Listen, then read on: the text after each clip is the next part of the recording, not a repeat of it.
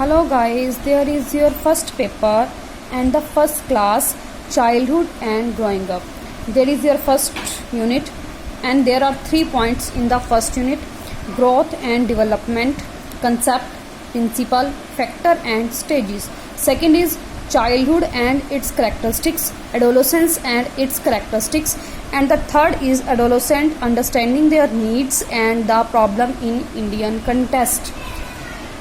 आप लोगों के पास पूरी यूनिट में काफ़ी सारे क्वेश्चन बनते हैं। 16 मार्क्स के एग्ज़ाम में आपके पास 2 क्वेश्चन आएंगे और आपको उनमें से एक 4 मार्क्स का क्वेश्चन आएगा। 16 मार्क्स के क्वेश्चन में आपको ऑप्शन मिलता है जिसमें से आपको एक करना होता है। एक क्वेश्चन बनता है मैक्सिमम फर्स्ट या सेकंड पॉइंट में से, और सेकंड क्वेश्चन बनता है आपके पास सेकंड और थर्ड पॉइंट में। तो आपको एक करना है, तो आप इन तीनों में से कोई भी 2 पॉइंट को है बहुत अच्छे से कर सकते हैं, लेकिन 4 मार्क्स के लिए आपको पूरा का पूरा सिलेबस 4 मार्क्स के अकॉर्डिंग पढ़ना पड़ेगा। Now I tell you about the first topic, growth and development. Firstly we learn about growth. What is growth? Growth क्या है? वृद्धि। वृद्धि क्या है?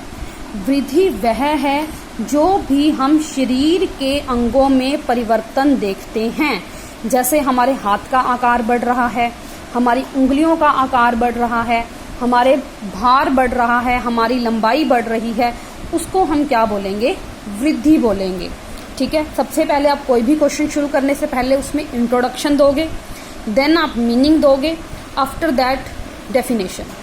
डेफिनेशन क्या है? फोक के अनुसार वृद्धि कोशिकीय प्रजनन वृद्धि है। According to folk, growth is cellular growth, यानी कि जो भी हमारी कोशिकीय अंगों में वृद्धि पाई जाती है, जैसे हमारे हाथ में वृद्धि हुई, जैसे हमारे पैरों में वृद्धि हुई, या हमारी लंबाई में वृद्धि हुई, वो हमारी क्या कहलाएगी? वृद्धि कहलाएगी। ठीक है।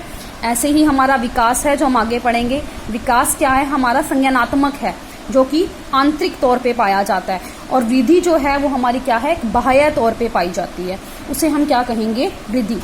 आगे है कैरेक्टरिस्टिक्स ऑफ ग्रोथ, यानी कि हम गुण। अगर हम गुणों की बात करें, वृद्धि की जो क्या गुण है? सबसे पहला यह पूर्णतः बढ़ोतरी पर आधारित है, क्योंकि ये तो नहीं कि हमारे शरीर की सिर्फ उंगलियां बढ़ेंगी, हमारा हाथ नहीं बढ़ेगा। हमारी अगर लंबाई बढ़ रही है तो वो ओवरऑल बढ़ेगी, यानी कि ये क्या है? पूर्णतः बढ़ोतरी पर आधारित है। This is completely based on growth. यह शारीरिक अंगों में विशेष परिवर्तन पर आधारित है। It is based on change in body parts, यानी कि हमारे शरीर के अंगों में परिवर्तन आता है, उसी को ही हम क्या बोलते हैं? वृद्धि बोलते हैं। यह प्राकृतिक में बाह्य है, क्योंकि हम इसको बाहरी तौर पर देख सकते हैं, तो इसका जो बेस है वो कौन सा है? एक्सटर्नल है। यह शरीर भार आयु में वृद्धि से संबंधित है। यह किससे संबंधित है? हमारी हाइट बढ़ेगी, हमारा वेट बढ़ेगा, तभी हमें पता लगेगा कि हमारा जो ग्रोथ हो रही है या फिर नहीं हो रही। इसे संख्यात्मक बढ़ोतरी है। यह क्या है? एक संख्यात्मक है, हम इसे काउंट कर सकते हैं। अगर हमारी हाइट बढ़ी है तो कितनी बढ़ी है, अगर हमारा वेट बढ़ा है तो कितना बढ़ा है। क्या है? यह एक संख्यात्मक बढ़ोतरी पर आधारित है। यह निश्चित अवधि में होता है, यानी कि बार बार नहीं होता, एक टाइम पीरियड के बाद आके रुक जाता है, क्योंकि अब देखते हैं किशोर अवस्था के आने के बाद हमारी हाइट रुक जाती है, एक मैक्सिमम एज तक ही बढ़ती है। तो क्या है? एक निश्चित अवधि में होता है। यह मानवीय ढांचे के में सुधार में सहायक है, यानी कि ये क्या है? मानवीय ढांचे में हमारे जो भी फिजिकल स्ट्रक्चर है, ह्यूमन बॉडी स्ट्रक्चर है, उसमें क्या है? डेवलपमेंट करता है। हमारा जो रूप है वो हमारी किशोर अवस्था में आकर उभर के आता है, क्योंकि उस टाइम पे हमारी डेवलपमेंट कंप्लीट हो चुकी होती है। तो ये मानवीय ढांचे में सुधार करता है। It is helpful in improving the human body structure.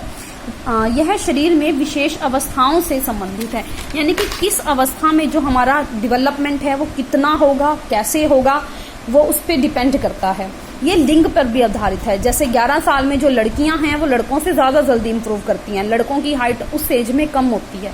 उसके बाद लड़कियों की जो ग्रोथ है वो रुक जाती है, धीमी हो जाती है, रुक नहीं जाती, धीमी हो जाती है, और लड़कों की ग्रोथ है उसके बाद बहुत तेजी से बढ़ती है। तो वो लिंग पे भी डिपेंड करता है कि हमारी जो ह्यूमन बॉडी है कैसे ग्रोथ कर रही है।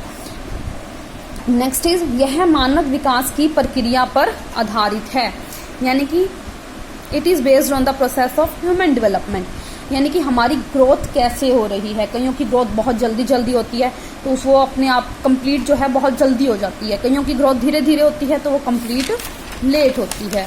नेक्स्ट है हमारे पास स्टेजेस। सबसे पहली स्टेज है ग्रोथ की जन्म पूर्व अवस्था। सबसे पहली अवस्था कौन सी है? जन्म पूर्व अवस्था, जो गर्भाशय में ही शुरू हो जाती है। जब बच्चा जो है माँ के गर्भ में आता है तो वो थोड़ा थोड़ा विकास करना शुरू कर देता है।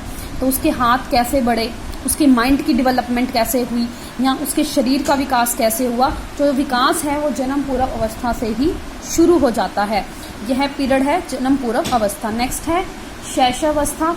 यह 0 से 2 साल तक की अवस्था है। इसमें जो बच्चा है कैसे ग्रोथ करता है, बच्चा धीरे धीरे बैठना सीखता है, वो थोड़ा थोड़ा पैरों के बल, घुटनों के बल चलता है। आफ्टर दैट वो पैरों के बल चलना शुरू कर देता है। नेक्स्ट है बाल्यावस्था, 3 से 12 साल तक की अवस्था। इसको भी फर्दर 2 पार्ट्स में डिवाइड किया गया है, पूर्व बाल्यावस्था देन उत्तर बाल्यावस्था। 3 से 8 वर्ष को हम पूर्व बाल्यावस्था कहते हैं तथा 8 से 12 वर्ष को हम उत्तर बाल्यावस्था कहते हैं। आफ्टर दैट किशोर अवस्था, जिसे हम मैच्योरेशन पीरियड भी कहते हैं, तूफान की अवस्था भी कहते हैं, संघर्ष का काल भी कहते हैं। ये कौन सा है? 12 से 20 वर्ष के बालक को किशोर अवस्था के अंदर डाला गया है। इस स्टेज में आकर बच्चे की जो डेवलपमेंट है वो पूरी तरह से ग्रोथ जो है वो पूरी तरह से कंप्लीट हो जाती है। नेक्स्ट स्टेज है हमारा प्रौढ़ावस्था, जो हमारी 20 साल से लेकर मृत्यु तक की जो अवस्था है उसे हम प्रौढ़ावस्था में डालते हैं। इस एज में आके जो बालक है वो पूर्ण रूप से विकसित हो चुका होता है, मेंटली भी और फिजिकली भी।